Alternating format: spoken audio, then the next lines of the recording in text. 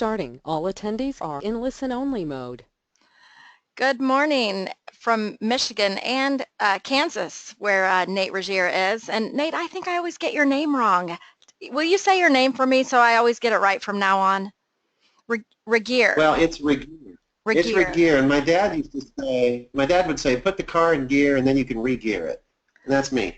Oh, great. Well, I will not forget. So Nate Regier, and I'm Becky Robinson from Weaving Influence. Nate is my friend from Next Element, and we were playing around before we were going to start. So you can see I love Next Element.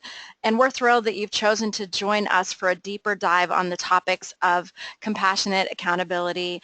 And Nate, thank you so much for investing in this time to help us all learn and grow from you. I will be around with questions throughout this event, and so feel free to use the question panel. We are recording this event as well in case you want to listen back. And Nate, perhaps you can share with our attendees whether or not we'll be sharing these slides as a PDF. But again, welcome. We're so thrilled that you're here, and we look forward to a great hour of learning. Yes, thank you. Thank you very much. And yeah, we will share these slides as a PDF, no problem. So we want you to be able to have these resources at your disposal going forward. Welcome everybody. It's great to be here, and I'm excited to follow up on previous connections that I've had with you. Some of you may have attended my first webinar where we introduced the concept of compassionate accountability and our cycle of compassion and leading out of drama model. Some of you may have read the book, some of you may have heard me speak at a speaking engagement or been involved in other trainings with us. For all of you, welcome. And the focus of today will be to go deeper and pick up where we left off and see where each of you might want to go from here with this material. I've left plenty of time for questions, and so very much want you to type your questions in there, and I have the question pane open as well, so I can see what questions are coming in.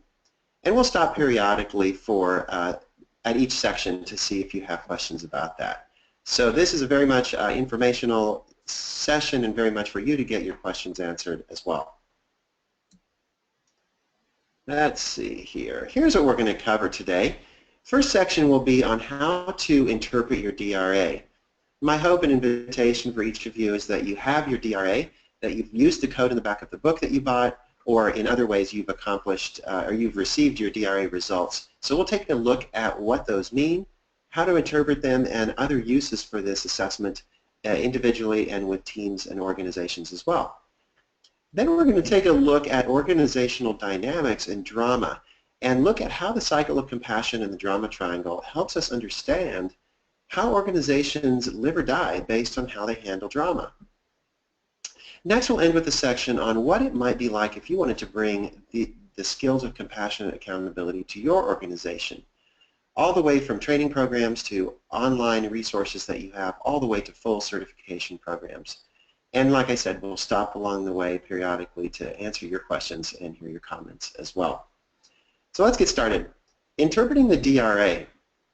If you have your DRA results, I invite you to get them out now, and so you can compare what I'm saying to what you have in front of you. First thing I'd like to do is take a look at the format with which the results are presented. This is a diagram that you'll see everywhere in our work. It's in the book, it's in all of our trainings that we do, and you'll see it in many of the blog articles that I write. This is our model for compassionate accountability. And on the outside is the drama triangle with the 3 roles that we play in drama. And your drama resilience results will have scores to go with each one of those based on how you answered the questions on the drama resilience assessment.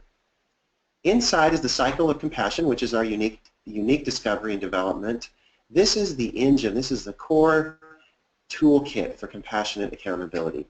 And it involves utilizing the skills of openness, resourcefulness, and persistence in specific ways to be able to build our resilience to drama and also be able to invite other people out of drama and into compassion with us. Also, for those of you that have been through any kind of training or maybe small workshops with us, you'll know that this model is also a very dynamic kinesthetic learning tool, because the work that we do with leading out of drama and building compassionate accountability involves some very important specific behavioral skills. And we believe that learning these skills happens best when we're moving, when we're role-playing, and when we're acting these things out as realistically as possible. Let's put some numbers in here. This may be somebody's actual results from the drama resilience assessment. And I want to take these and interpret this particular profile, and along the way, it should be able to give you some resources to interpret your own as well. I'd like to start first with 3 drama scores. All of the scores that show up in your drama resilience assessment can range from 0, which means none of the time, all the way up to 100%, which means all of the time. And so when it comes to the drama roles, we want those scores to be low, because this would indicate that you're spending less time in drama. When it comes to the compassion skills, we want those numbers to be high, because that means you're spending more time in compassion, and that's how we build your resiliency to drama. I usually start at the bottom with the victim role. In this person's case, they scored a 29 for the victim, which means approximately 29% of the time they are engaging in victim-related behaviors, attitudes, and beliefs. This is the role where we put ourselves in the one-down position, assuming that we're the problem and that we're not okay and everyone else is okay.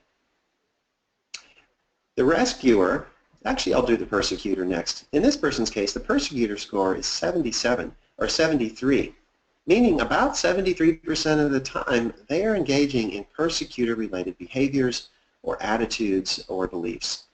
They might adopt the belief that they're okay and other people are not.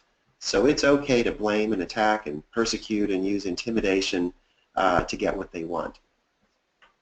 The rescuer score is 44. This is closer to about half the time that this person may engage in rescuer behaviors or attitudes or beliefs, where they think that they know what's best for people and they get involved in ways that don't build independence or capability, but rather they invite another person to be dependent on them. They adopt the attitude that I'm okay, you would be okay if you would let me fix you and take my great advice. So in this situation, the persecutor is definitely the strongest drama role and the highest risk for this person. What we see here is that a person can play any of the drama roles on a given day or in a given situation, but there's usually 1 or 2 that are most typical for that person. Persecutor is the highest for this person. Then we look at the compassion skills. And I started open because openness is the antidote to victim. It's the like 2 sides of the same coin. Very often, people that find themselves in the victim role when they're in distress also are able to be very open and have great skills in openness when they're not in distress. And so in this case, this person is able to, has a 55 on open, meaning about 55% of the time they're able to be transparent and empathetic and be able to connect with people emotionally in a transparent way. One of the great things, or things we like to look at, is the difference between the open and the victim, because the further that difference in favor of openness, the more resilient this person is to going to the victim role. Think about going around this circle quickly, like you're on a racetrack, and the faster you go, the more likely it is you can slip off from centrifugal force. Well, when coming around the compassion cycle towards the victim role, this person has a real good resilience, so they're more likely to stay on the compassion cycle and not slip into that victim role. Resourcefulness is 87 for this person, which is definitely their strongest, most developed compassion skill. And it's 43 points higher than rescuer. So we would expect that this person would be able to exhibit healthy, resourceful behavior much of the time and have a low risk of slipping into drama. So their drama resilience would be high when it comes to this part of their profile. On the persistent, this person has 44 in their persistent skill, which is a little less than half of the time. And this might be an area of concern because this is the only place on their profile where persecutor far outweighs persistent. What this means is that they don't have the counterbalancing strength of persistence to avoid going persecutor. So we might expect this person to find themselves in the persecutor role a lot of the time when they get into distress. When they're healthy, they're probably quite resourceful and able to be healthy problem solvers and help other people develop their problem-solving skill as well. Does anyone have any questions about how to interpret these 6 numbers and their relationship to one another at this point?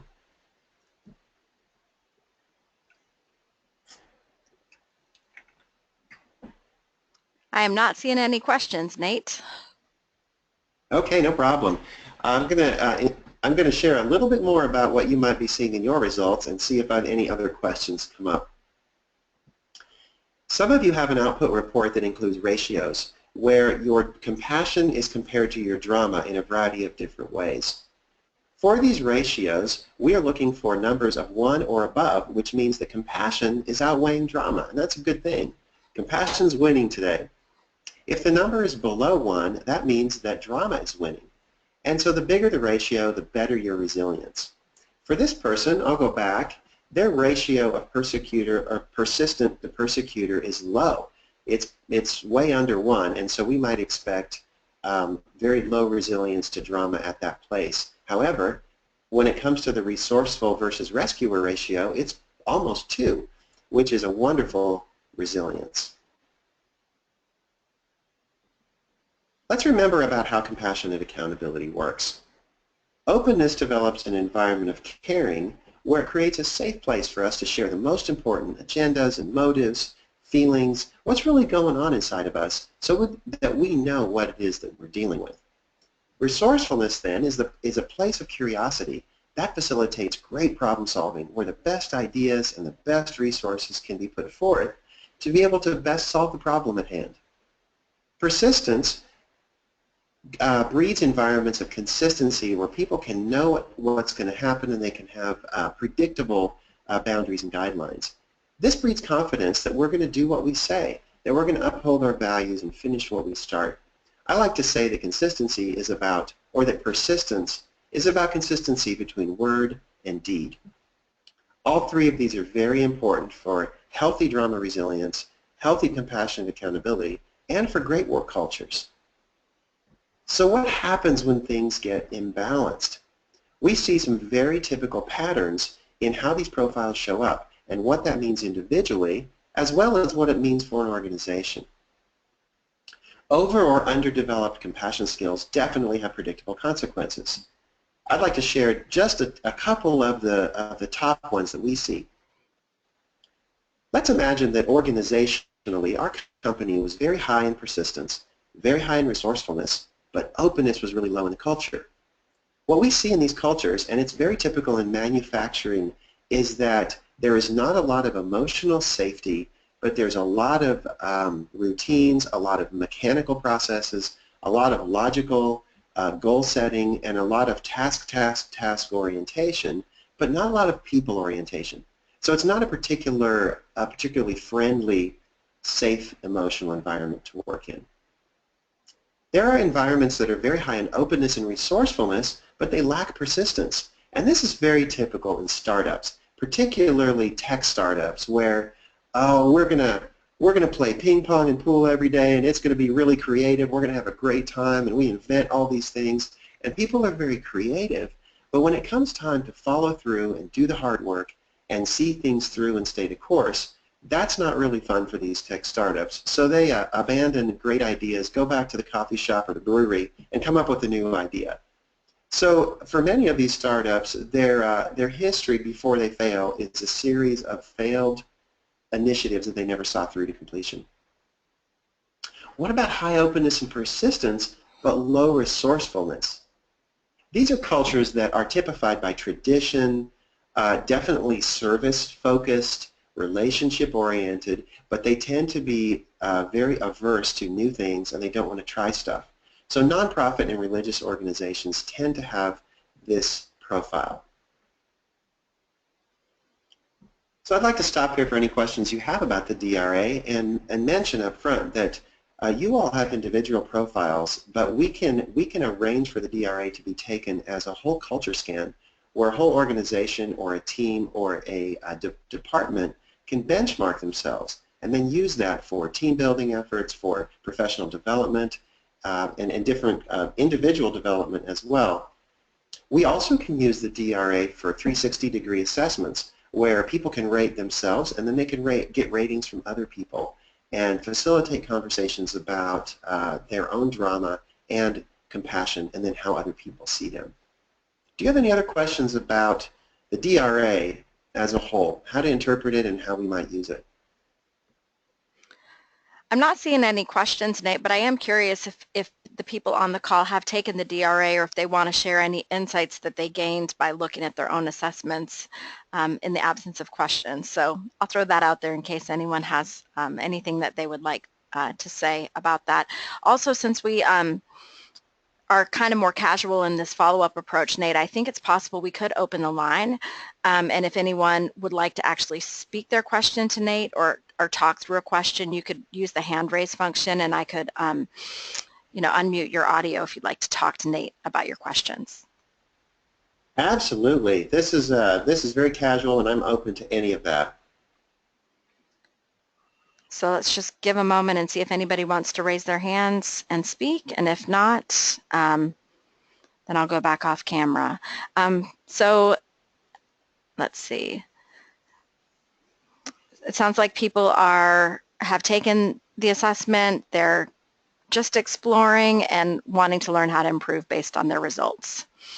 Right. This is an interesting comment that this person is commenting that she found that her lowest ratio was openness to victim, which confirmed what she intuited but helped her see it more clearly. So happy for that insight. Yeah. Well, we could take that question coupled with the first question about what to do. The DRA definitely, we have found that it definitely helps put some validity and some numbers to some things that people might be experiencing already so they can see it more clearly. It also guides our focus on if we want to make improvements. And so one of the things that the book is very much focused on in all of our training programs is specifically developing our ability to recognize drama in ourselves and see it coming, and then how to develop our skills in openness, resourcefulness, and persistence. And in my book, there are 3 strategies for each of those 3 skills that you can practice and you can learn. And when we do in-person trainings, we use the floor model, we call it, which is a big blown-up version of your profile with props. And we actually call it walking the cycle in the triangle while we practice, practice, practice until we're responding very naturally and more automatically to these invitations. I've seen you do that. It's really powerful. Oop. Well, keep the questions coming. These are great and appreciate that. And for those of you that are just gathering information, it's great to ask any other questions about how to apply this that I may not have anticipated. Well, keep them coming. I'm going to move on and share with you a little bit about cultures and how this notion of drama and compassion affects cultures. And I want to give you a little bit of an overview of Chapter 5 of my book, where I almost didn't put it in the book because it's more of a philosophical exercise than anything, but it is how we discover the compassion cycle. It turns out that I was on a trip to Costa Rica, and I was reading this book called Deep Truth by Greg Braden, and a fascinating book about the rise and fall of civilizations. And he tried to uncover some things and share some data to suggest that human civilizations have been around a lot longer than we thought, and they seem to follow a very consistent pattern of rising and falling. And I studied this book and was fascinated by what I learned. And one of the things that was very clear from this book and from other things that we may have read about the rise and fall of civilizations is that it seems to be based on our propensity as human beings for using conflict to destroy instead of create. And so I mapped out what I saw in this book, and I'd like to share this with you, see if it offers some insights for understanding your own organization. It seems that when, for all 5 civilizations that have come and gone on our Earth, and we're the 5th and we're still here, it seems that they started out in an incredible place of openness where they were very, very vulnerable to the environment around them and very dependent on connection with others and connection with the environment in order to survive. Eventually, though, human beings were curious and we're explorers, and so we start asking questions and start wanting things and wanting our life to be different or better. So curiosity and exploration are a hallmark of humanity. Eventually, then, our creativity and ingenuity brings us to resourcefulness, and we start to figure out how to solve problems. Problems of food supply, problems of shelter, safety, dependability, even organization of our culture. So all these things we are working on, trying to make them better, increase our comfort as human beings, increase our safety, increase the predictability of our world. And so what happens is that we are successful. Every civilization has been successful in creating increased safety, increased predictability through everything from housing to clothing to being able to domesticate livestock, growing crops in ways that they don't have to go look for them all the time. And then what happens is what we call the status quo. And status quo means we want to keep it the same. And so there's this aura of safety and predictability that we want to preserve. And so how does a civilization or a group or an organization preserve the status quo? Well, what happens is we develop traditions, and those become ideologies, or we use ideologies to support those traditions, and we develop laws and rules so that things stay the same. I know in my family, tradition is these collective habits and rituals that we've done in our family for 1,500 years, and those are, the purpose is to keep certain things the same. Ideologies, whether it's religions or other ideologies, are systems of belief whose purpose it is to maintain the status quo. And so this is a typical progression from openness to resourcefulness to persistence. But then what happens? What has happened with every civilization is when eventually, because of our safety and predictability and access to resources, we start to, population becomes unsustainable because we're all in the same place and we're not moving.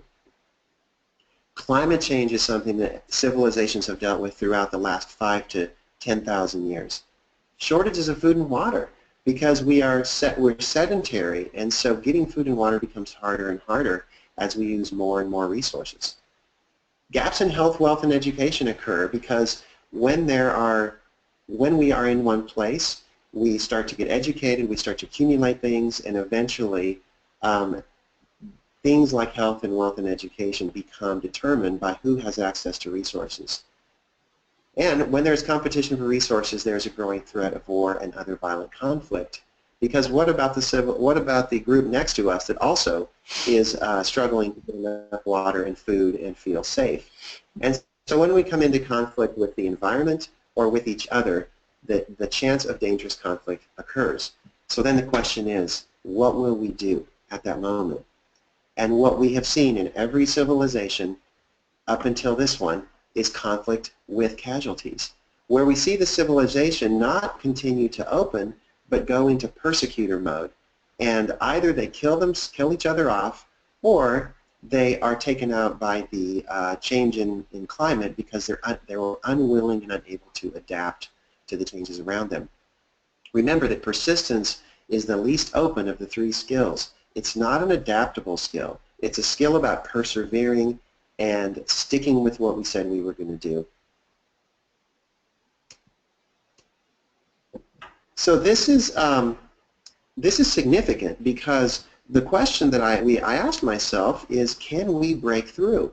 Can a civilization continue on to openness? Because the cycle of compassion is a continuous, moving, evolving process where we can't stay too long anywhere. If we rely on just one skill, we have problems. And if we skip a skill, we have problems. So we have to keep moving. So the question that Greg Braden asked in his book is, can we get it right this time? Or are we going to end up like every other civilization with conflict with casualties that will destroy us instead of create what's next? The real question is, can we stop doing the same thing, expecting different results? Can we start listening to each other and listening to our bodies and listening to the environment? Can we learn from what we're hearing, and are we willing and able to adapt so that we can move back through open and start to solve the real problems and the new problems at resourcefulness? What about organizations? Same dynamic, except what happens is by the time organizations get to P, or persistence, they have an established reputation, they probably have brand loyalty, people know who they are, and they have a loyal base, and then they have a solid base of repeating clients who generally aren't looking other places, and they kind of just assume and expect that it's going to be fine. The company probably has time-tested processes and procedures that have worked well. They've worked well and have gotten them to where they are. And one of the things we see a lot is what's called policy manual creep. The policy manual is getting bigger and bigger and bigger because tradition, ideology, and laws must be developed to maintain the status quo. And it's getting harder and harder as the world changes. So the question is, are you at risk of extinction as an organization?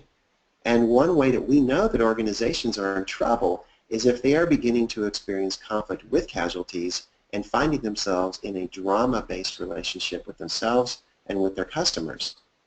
One of the ways that we know this is happening is a scarcity mindset. This idea that there's not enough to go around, so we have to clamor for every bit. Unhealthy competition, where we're trying to beat competitors and dominate competitors and kill competitors, is a very dangerous place. An us and them mentality.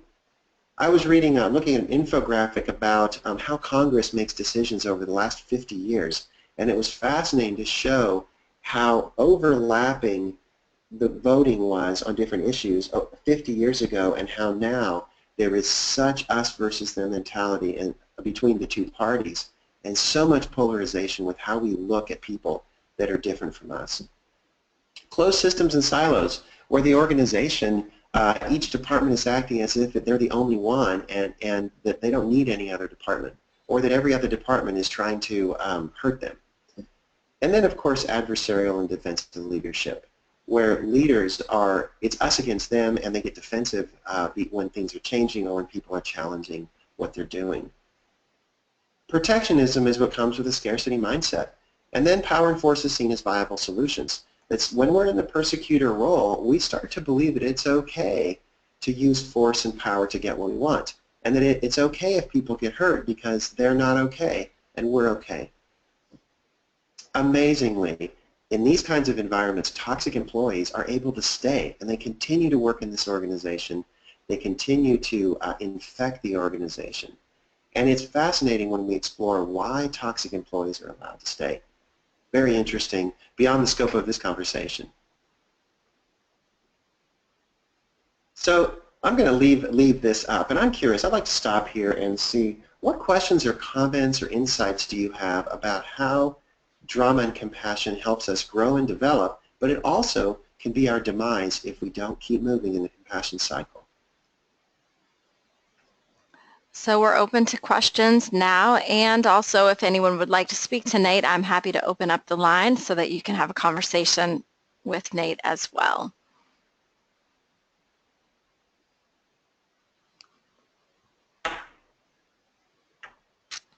Everyone's quiet today, Nate. I don't know if it's like post-election blues, everybody's tired out on a Friday.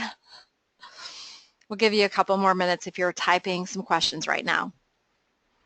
I really appreciate the questions that you've all sent in already. Thank you. Yes, Nate, Eric is wondering if you expand on this idea of the rise and fall of organizations in the book. A little bit. There's just one chapter dedicated to it, and so what I've shared here in the last 10 minutes or so, I do go into more detail. There are some other authors that have written a lot more about these patterns than I have. I'm trying to think. Diamond. I can't think of his first name, but Diamond is an author that's written some great stuff. I think it's called Guns, Germs, and Steel. It's a great book about these kinds of things. However, in a lot of the other chapters in the book, I refer to this notion of how we know we're approaching this point where if we don't stop, listen, learn, and adapt, we will destroy ourselves or get destroyed. So here's a question for you from Sherry, and she's wondering what would be a good breakthrough strategy for getting back to open? Maybe awareness? Yes, great question. And in the book, I actually lay out a daily ritual it takes about 5 or 10 minutes, and it's about getting back to open. It's questions we can ask ourselves, ways that we can reflect and get back in touch with our bodily sensations, and time to just stop. Because very often the best way to get back to open is to simply stop being persistent. You know, it doesn't seem that hard. I was talking to Becky before we started the call, and we were ready about 10 minutes ahead of time, and I thought to myself, what else could I get done? And then I realized, just stop. Just stop for 10 minutes and see what you hear and see what you learn about yourself. So there's a great guideline and a great template in the book for doing that.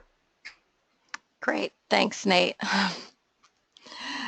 So here's a question from Jennifer.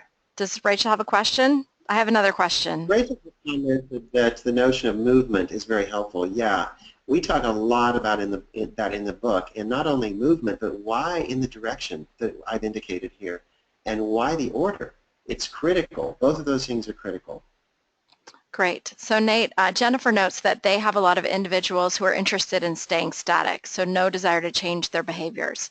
And how should teams and organizations respond to these individuals when they are trying to move forward? Great, thank you. It's a concept called match and move. And we've developed a strategy for how do you meet someone where they're at a particular place in the compassion cycle, and then how do you invite them to the next skill. And we call it coaching for compassionate accountability.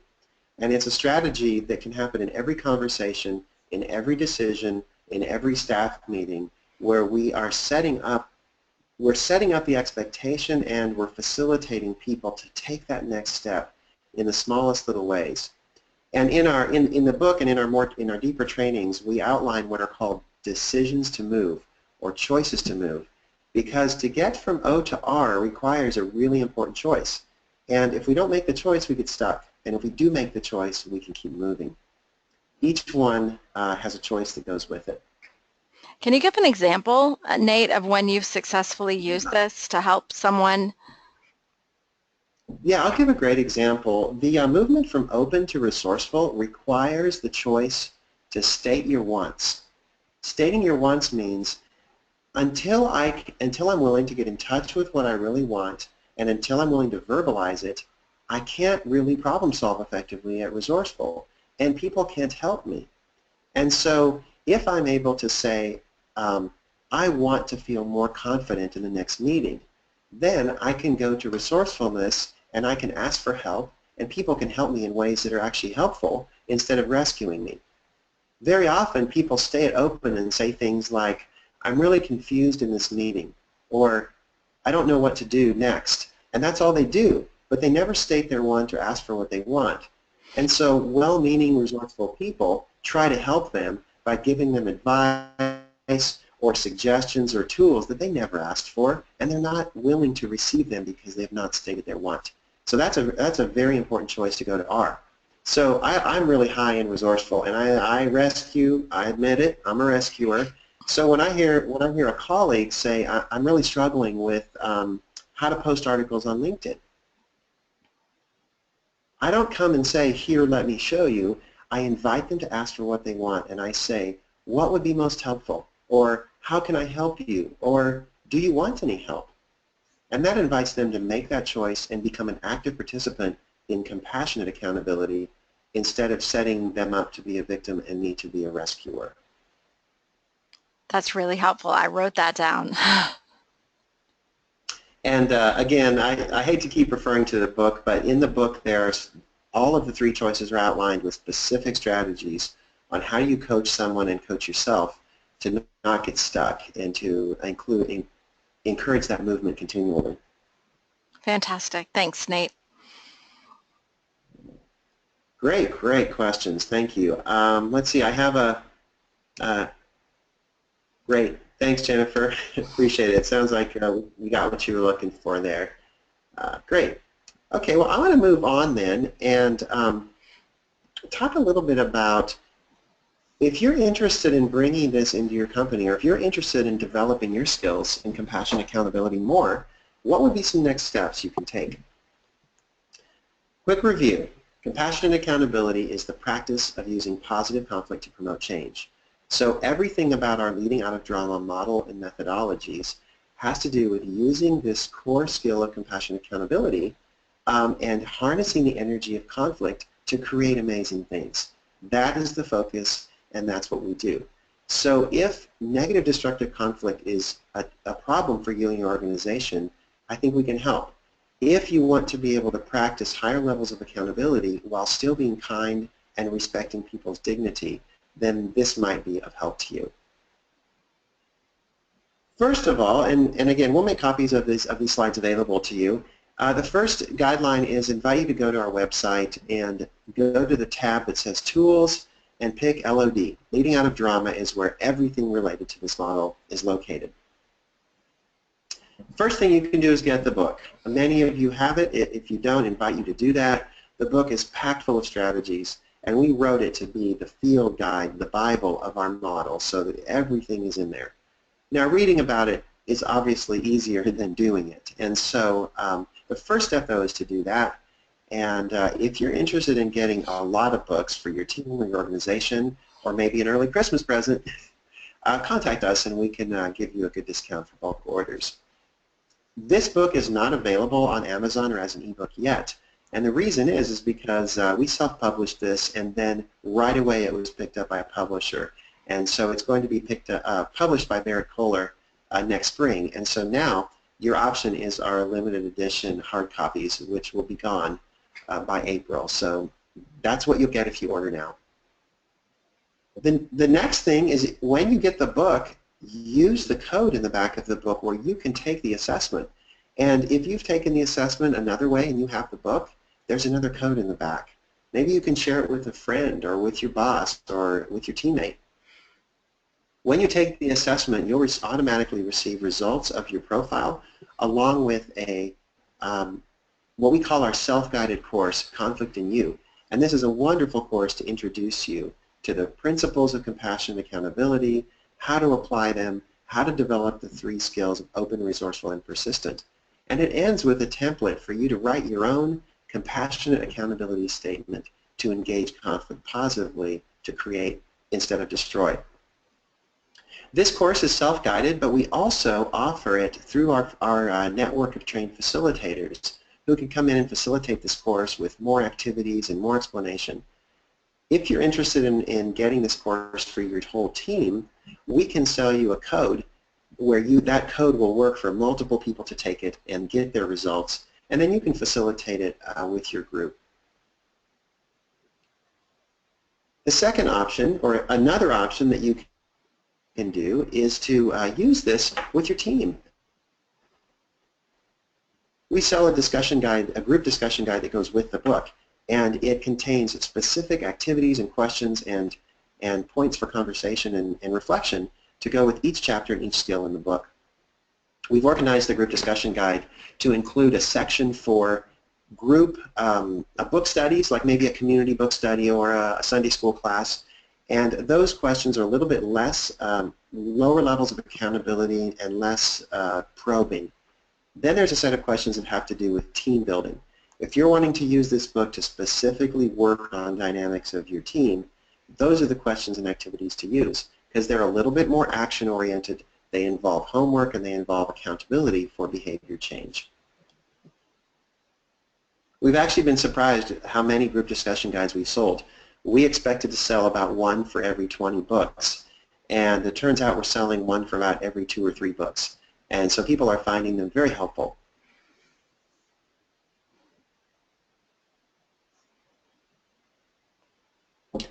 Next step, this is if you're interested in bringing this to your organization. If you're interested in going beyond a book study and a small introductory course, then what if you wanted to bring somebody in to do training for your company? Next Element has a network of certified facilitators and practitioners and providers all over the world that are able to do this, and here are the materials that are available. Like I said, the Conflict in You course is a very basic, great introductory course to our concepts, and it takes about 2 to 3 hours to complete. So it's the perfect entry-level course for your employees. Our certified facilitators can come teach that course in a format that can be interactive. It can be large room lecture if you want, and it can be anywhere up to even a half day or a day if you want to spend a lot more time going over the concepts. Or if you'd like to run all of your frontline employees through this course in 2-hour blocks, you can accomplish that quite easily in a short period of time. The next resource we have is called the Leaders App Pack. We developed some specific application guides, application manuals to take the concepts of compassion and accountability and put them to work in some specific drama hotspots in every organization. This app pack is an intact curriculum and program for leaders. Any leader that is in a supervisory position, anyone that has to lead meetings, anyone that is dealing with performance. And the 4 hot topics that we hit are performance conversations, making daily connections, how to do a great apology and make things right when you messed up, and then finally how to conduct meetings where you actually get stuff done and people are actually feel supported and accountable and we're clear about what we're supposed to do next. Each App Pack module has specific diagnostic tools on how to identify drama in that area of your life, then how to apply compassion and accountability, and then there are templates and tools and fill in the blanks and checklists, and then each booklet comes with a tear-out cheat sheet where you can put it in your purse, put it in your backpack, put it in your wallet, and it's a great cheat sheet to apply those principles on the fly. On the bottom row are some of the more advanced training curriculums that we offer. The full DRA includes scores on a variety of other areas that we didn't go over today. Like, what about the choices to move? Or what about those leading indicators that let you know you're slipping into drama? The full profile is available in the context of coaching and mentoring relationships, where we want to do a lot more work on self-awareness with people. Leading Out of Drama Core Concepts is our one-day introductory training course for leaders. And this covers all of the concepts in the model with small activities and applications to help people make improve their diagnostic skill and their skill in applying the concepts. LOD Advanced Seminars are in-depth skill-building seminars for executives and people in a position where they really need to have high-level competencies. There are 3 modules, and we can focus on any or all of them. One of them is Advanced Diagnostic Skills, where you can see drama coming and figure out what's going on instantly, very, very quickly. The second one is Advanced Skills for Intrapersonal Conflict. How do we apply these skills to gain self-awareness, improve our capacity to deal with conflict inside ourselves, and practice compassionate accountability with ourselves? The third course is Interpersonal Conflict Skills, and this is all about skills for applying these principles in difficult conflict situations with other people and other groups.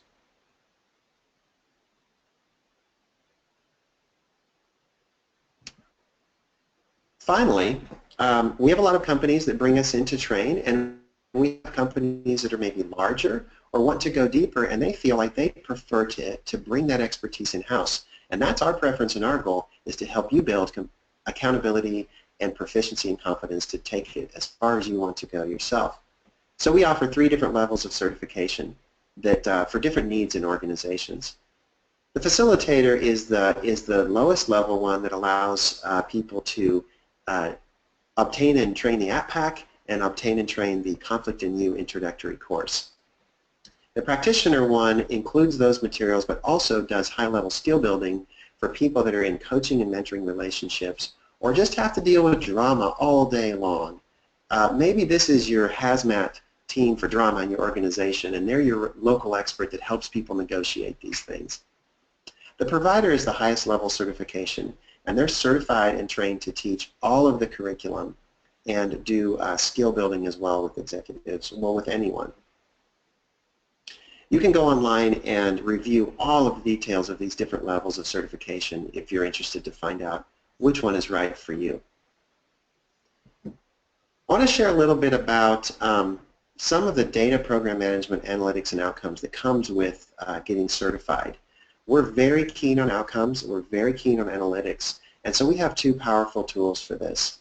MyNE is our data management portal, and it's an Amazon cloud-based, very secure encrypted portal where our certified professionals can manage the assessments that they've collected, their client data, they can look at analytics on outcomes, they can collect program evaluations, and have a really nice, safe, secure place to manage all of the work that they're doing with our Leading Out of Drama program.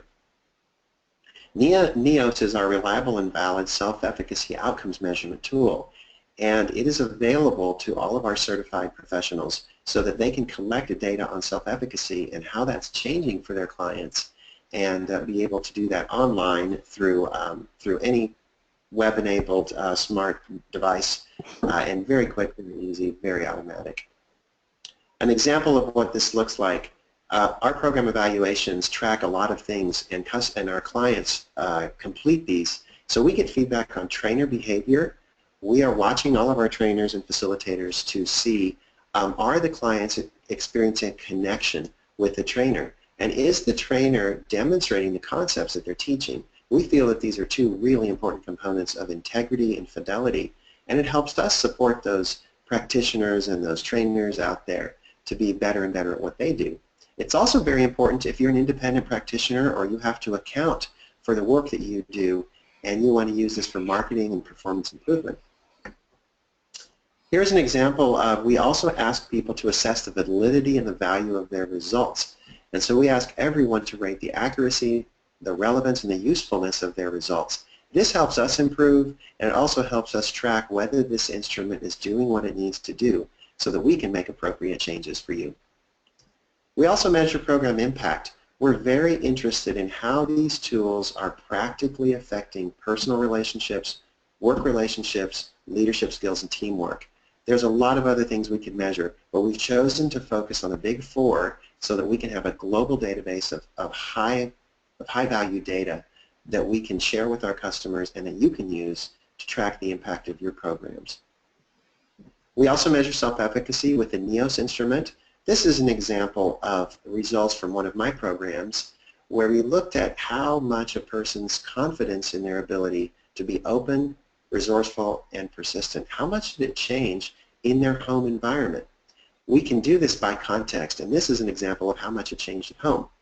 We offer some basic analytics and data to show the magnitude and the significance of change, so that you can have solid, reliable data to share with your customers and also use to make changes for yourself. I'd like to stop here, and before we talk about large-scale implementation, what questions do you have about different paths to bringing these competencies into your organization?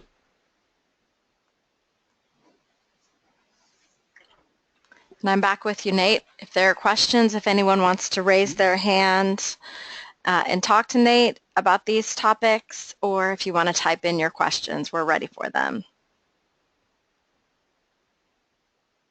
I've shared a lot of information in this section, and all of this is repeated on our website, and we are always happy to have one-on-one conversations with you and walk you through this to help you figure out what's the best path for you.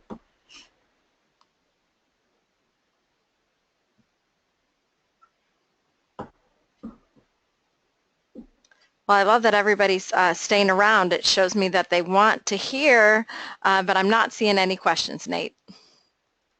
No problem. Feel free to type them in as you want to. We got kind of big goals. We want to change the world, and we'd love to partner with you to do that. More specifically, our goal is to change the balance of energy in the world so that more energy is being spent on compassionate accountability and less energy is spent on conflict with casualties. And we really believe that conflict might hold the key to our future. And so, boy, look around right now with our election and what's going on in the world. There's so much conflict. What if we could harness that energy to create instead of destroy? So we've laid out a sample graphic here on how we might implement compassionate accountability to change an entire culture or to embed that within a culture. At the Frontline Employees, we recommend Conflict in You. It's the best entry-level course, and it introduces the concepts and gives people a common language across the organization so that when leaders and supervisors and coaches and mentors are working with these frontline employees, they have a common frame of language to practice compassionate accountability. Frontline supervisors, we recommend that they go beyond the Conflict in You course and they engage in the Leaders at PAC program. Conflict in You takes about 2 to 4 hours to complete, and the Leaders at PAC takes between 4 to 5 hours per module. So this is a great program, a leadership development program that could last 6 months to a year and might take about 20 to 24 hours of investment. But when leaders master those 4 areas of their life, it can make a dramatic change in their relationships with employees and the effectiveness of their leadership. Mid-level and vice presidents, we encourage starting with the core concepts course and then moving into intrapersonal conflict so that they can appreciate how much their own drama affects the organization. Because at that level, having myself under control is critically important before I lead.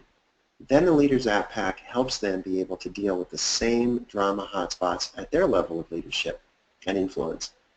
At the executive team, we suggest a little bit deeper dive where we include the interpersonal conflict because executives are very often engaged in big change initiatives, large-scale organizational communication, dealing with high value and high risk relationships with customers, and so this is where the interpersonal conflict is very, very important. This is just a template, and it can be customized, but this is a template that helps anticipate what it would take to embed this within a company. So Nate, what do you suggest for teachers and church leaders, pastors, or lay leaders? Yes. What I recommend for them is to do the book with a discussion guide. I'm actually doing that with my church right now. I'm doing a 1-year program where we get together 2 hours a month after church for 9 months, and we're going to cover the whole book using the discussion guide. I think that's a wonderful, very affordable option for people. Then I might recommend that 1 or 2 representatives from the church or organization attend a course, a more advanced course to get some more skills. I think the practitioner certification would be a wonderful, wonderful certification for someone within an organization like a church because they could be a local expert to help negotiate conflict in a lot of the type of work that a church does. Great, thanks so much, Nate. And I love that question. Nate, I think you and I have had this conversation before that my husband was in ministry for about 10 years at the beginning of our marriage. And oh my goodness, there was so much drama. And I'm sure, you know, we were in our late 20s at the time, and we could have used these skills in many, many, many situations. So We're certainly find it useful in our church, and our church is just like any other church where resourcefulness is our weak spot. We're not quick to change, and we don't like to try new things, and yet we have to because the church is like the civilizations. The environment is changing, and we can't just keep doing the same thing expecting different results. And so we need good tools to be able to use that conflict, that chafing between where the world is and where we are, to be able to figure out what's next and create some amazing things. So Nate, have you been able to observe a small group within an organization make a strong positive impact without taking the entire organization through the training? Absolutely, yeah.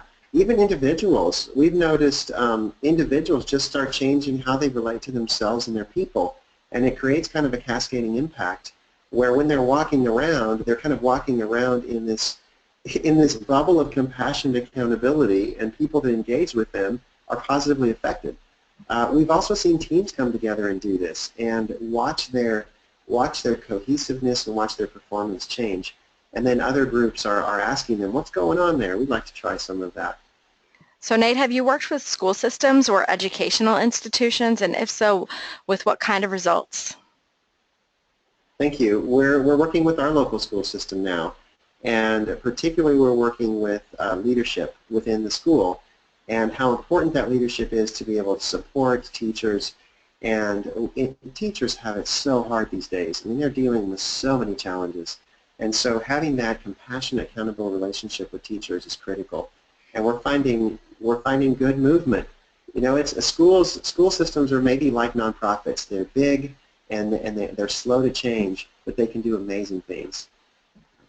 We also, aspects of this model are being used in another school in California called Muse School. And all of the students are trained and coached and encouraged to become aware of their own drama and their own openness, resourcefulness, and persistence, and to be able to use those skills every day to be more effective in their education.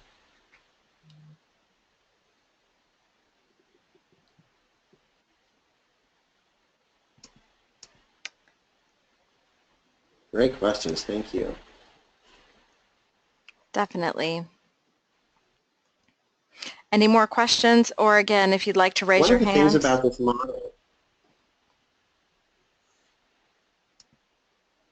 things about this model, is that it's a process model. So it's not about what we do, it's about how we do it.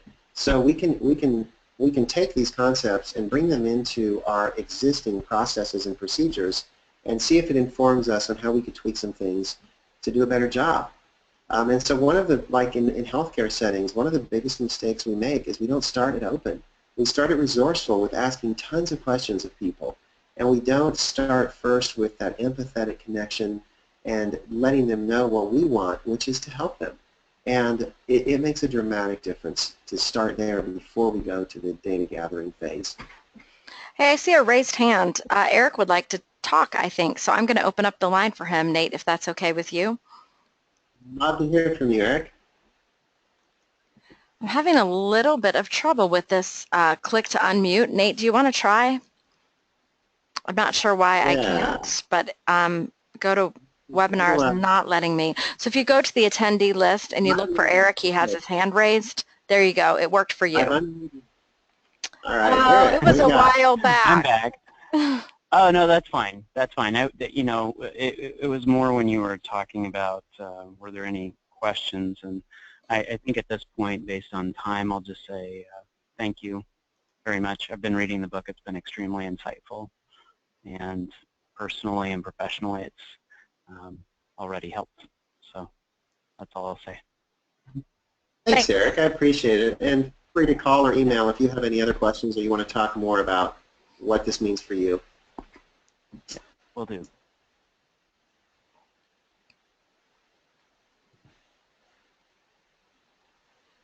I'm muting myself now. Thanks so much. So, bye. Yeah, there we go.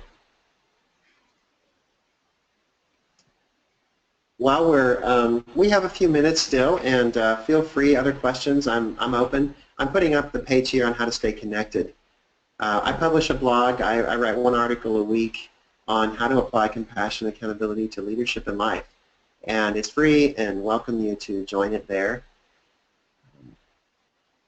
Feel free to email me, like us on Facebook, LinkedIn. I'm trying out Instagram now, so if you want to follow me on Instagram or I follow you back or whatever, I'm trying to learn that. That's my new learning this month. I've had fun following you on Instagram, Nate. I encourage everyone to do the same. Oh, great. Great. I have some of our main hashtags down here that if you're on Twitter, at Compassion and Accountability or at Conflict Without Casualties will pull up a lot of things where articles, links, different things have been posted. Fantastic. And just as a reminder, everyone who signed up for this webinar event will be added to Nate's list at Next Element, and he'll be following up via email. And we will share a PDF of these slides and the recording that we've created of today's event. So if you want to listen to it again or share it with a colleague or, I don't know, just play it in auto repeat so that these concepts sink in for you, this will all be available to you. Yeah, my first webinar would be, if you were going to do them in order, the first webinar would be a great intro, and then this one is the follow-up. And it's best to have the DRA results, and that really helps it come alive. Great.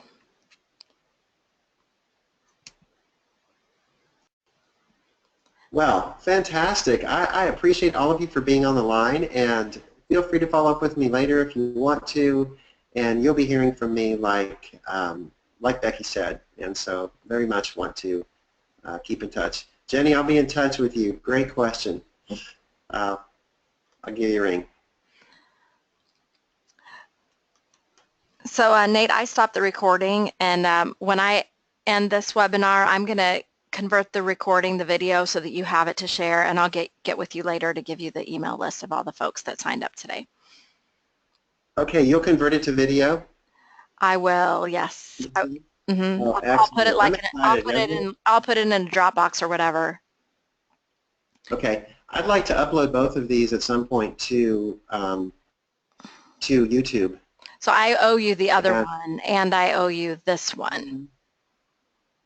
How about we wait until we do the second one and see which one we think is better? Whatever you would prefer. Yeah, let's do that because some of the questions were great here and I liked them. I thought they were great questions for other people to hear if they listen to the recording. Maybe next time we'll get even more and even better ones, and I prefer to have those out there. Sure. Well, we can hold on that. I'll give you everything I have. Just as a reminder, if you're still listening and want to access the original recording from the first webinar, it's on the Weaving Influence, or it's on my YouTube channel and also on the Weaving Influence website. But Nate, we'll get that to you, so it will also be on Next Element's YouTube channel. Okay. Okay, great. Thanks. Sure thing. Yeah, like normally I'll just stop the webinar as soon as we're done, but this is more casual, so. Yeah. I actually am going to buzz in a second, though, Nate, because it's lunchtime here on the East Coast, and my husband has the day off, so we're going to go have some lunch together. Oh, good for you. Thanks again. Sure thing. We'll see Have ya. a great weekend, Nate. I'll be in touch. Bye-bye. Bye-bye. Bye, everyone.